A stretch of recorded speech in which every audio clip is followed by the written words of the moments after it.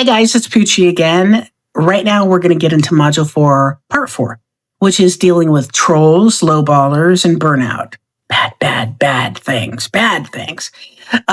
So I want to equip you with tools and mindset strategy to handle toxic chat behavior, discouraging bids, and emotional fatigue while staying professional, confident, and consistent. You can never let trolls or a bad show, if you don't sell much or don't sell anything, get in the way of your continuing and your eventual goal. So let's start with dealing with trolls, shall we? What is a troll? A troll is someone who spams your chat, makes rude or disruptive comments, or tries to throw off your vibe, often just for fun or attention. Trolls are creeps. Common troll behavior, inappropriate jokes, criticizing your appearance or your products, not okay. Telling others not to bid, flooding chat with nonsense. Now, what do you do with trolls? Moderator. That's where a moderator comes in. They let you run your show, do your business, so to speak, and they keep the chat smooth. Okay, they police the chat, so to speak. So you assign a mod. This is how to handle it. You assign a mod and let them mute, ban, or warn trolls immediately. You use humor. Wow, we got comedians in here tonight. We got jokes. Let's focus on the goods, folks, okay? Stay professional. Don't argue. You will never win, and it derails the show. The more time of the show you are spent focusing on a troll, the less time you have to focus on your buyers, your customers, your real audience. Use viewer block tool. Tap their name and block or mute. So have a mod or a friend during every show, okay? You should always have a mod during your shows, if possible, because they will deal with the trolls. Dealing with lowballers, aka cheapskates. A lowballer is a buyer who only bids at the minimum, complains about pricing, or tries to pressure you into lowering prices mid-show. So that's too expensive. They say that's too expensive. You say, hey, it might not be for everyone, but it's a steal for the right person, is your response. $3 bids on high-value items. Set minimum bid or bundle items instead. Okay, if they want the low bids on the high-value items, then set the minimum bid or bundle items instead. Okay, you don't have to sell everything. You don't have to run everything for a $3 start, regardless of if a cheapskate, lowballer, is pressuring you or not. Complaining during the auction. Come on, guys, let's keep it positive. Next item's a banger.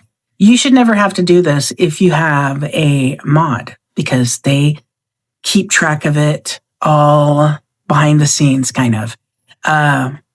Repeated lowball bids. Don't run rare or high value items for them. If they are repeatedly being a lowballer and not bidding over the minimum on anything, if they say, hey, why don't you run that 1960s Dracula t-shirt you have for $3? No, you're not going to do that. Set expectations early. Tonight, we've got a mix of steals and heat. Some start low, some are premium. Let's have fun and have a good show. Okay? Tips to stay in control without killing vibes. Use value statements. This tea comp's for $50. You're getting a great deal here, guys. Celebrate all bids. $3 is a start. Let's go. You always want to make sure. Here's the deal. If you have a lowballer or someone who comes in and they never bid over, a couple bucks over the minimum, you have to remember this, okay? They're getting you started on items and they're bidding your items up. So even if they don't win anything, and I've tried to tell people this before and they don't get it, even if they don't win anything or they only win a few cheap things, if they're bidding on a lot of stuff, or even some stuff, and they're bidding and bidding again. My dog feels this.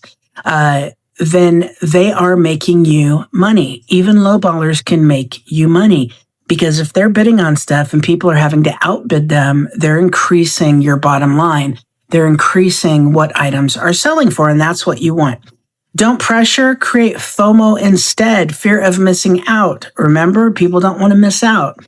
Managing burnout. Okay, so burnout is a real thing, isn't it, Betsy? Yeah. WhatNot I need it a little louder if you mean it. Yeah. Yeah. Okay.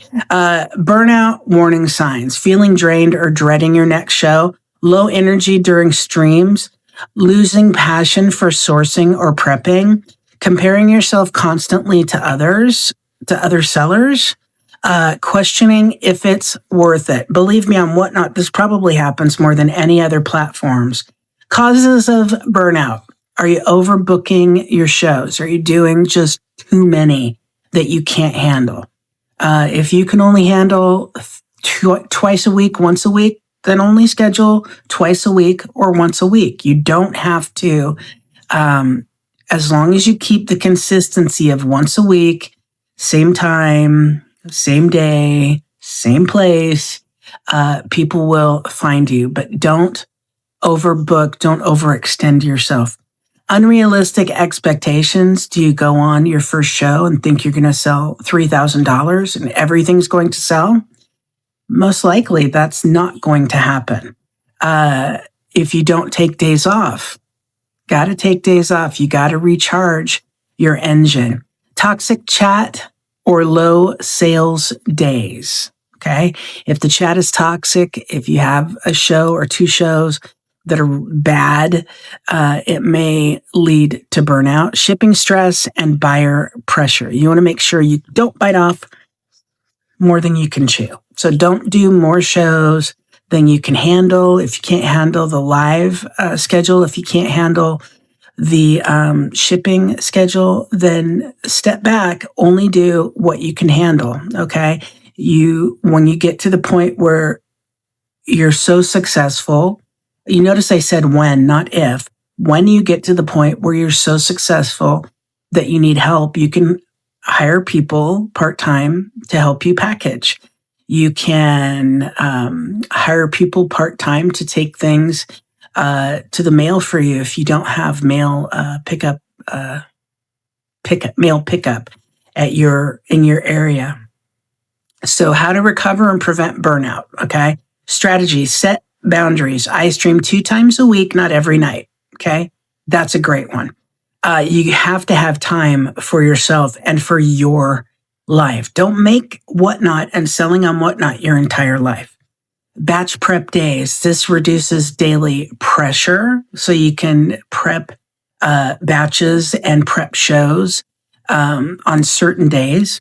Celebrate small wins. Focus on progress, not just profit. Mute negativity. Block trolls and toxic buyers early. That way you don't have to listen to them. Your mod should be taking care of that. Take breaks off camera. Recharge to show up better next time. Switch it up. Try a theme show, collab, or a lighter category. Maybe you sell, a lighter category. Maybe you sell nuclear bombs, and one time you want to sell Pez to lighten up the mood. You didn't even respond to that, Betsy. Sorry. It's legal to sell nuclear bombs, just so you know. Remember, you're building a brand, not just clearing inventory. You're building a brand.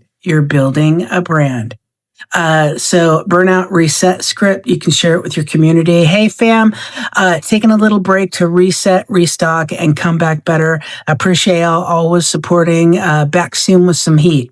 Mental wellness checklist for sellers. Not enough sellers do this, but I'm going to tell you that you need to. Have a mod in every show. Limit show length, 1 to 2 hours max, unless you thrive on longer shows. I know some people do 8-hour shows. I used to do 6-hour auctions. I think some of our auctions were even longer than that, to be honest. But you want to limit your show length to what you can handle. Schedule off days or days off. Track wins, followers, repeat buyers, best sale, not just dollars. Okay. It's not just about dollars. You're building your brand, and sometimes the money doesn't come for a while. So as you're building your brand, you want to keep track of your victories. Are your followers going up? Your sales are going up, meaning the number of sales before you hit 1,000 so you can get paid immediately. Do you have repeat buyers? Are buyers complimenting your show? What's your best sale that you had? What's your best show where you had the best chat and the best audience? You can learn from these things. Say no when it's too much. When it's too much, you need to be able to say no. Remember, one rude person in your chat does not equal reality. Okay? And if someone raids you, no matter what, don't freak out and end your show. If someone raids you, thank them, tell people to go follow them. Okay, that's etiquette. And be appreciative. That way, maybe they'll raid you again. Don't just freak out and end your show because all of a sudden there's 75 more people watching you and you freak out. Don't do that.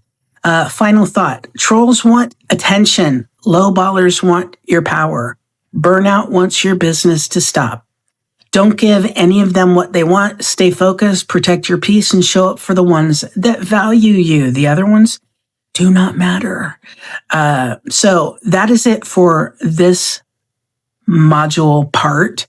The next module part we're going to have, I'm being so dorky right now, is module 4, part 5, after the sale, thank you rituals and loyalty builders. Good to know, good to build your brand with. That's next.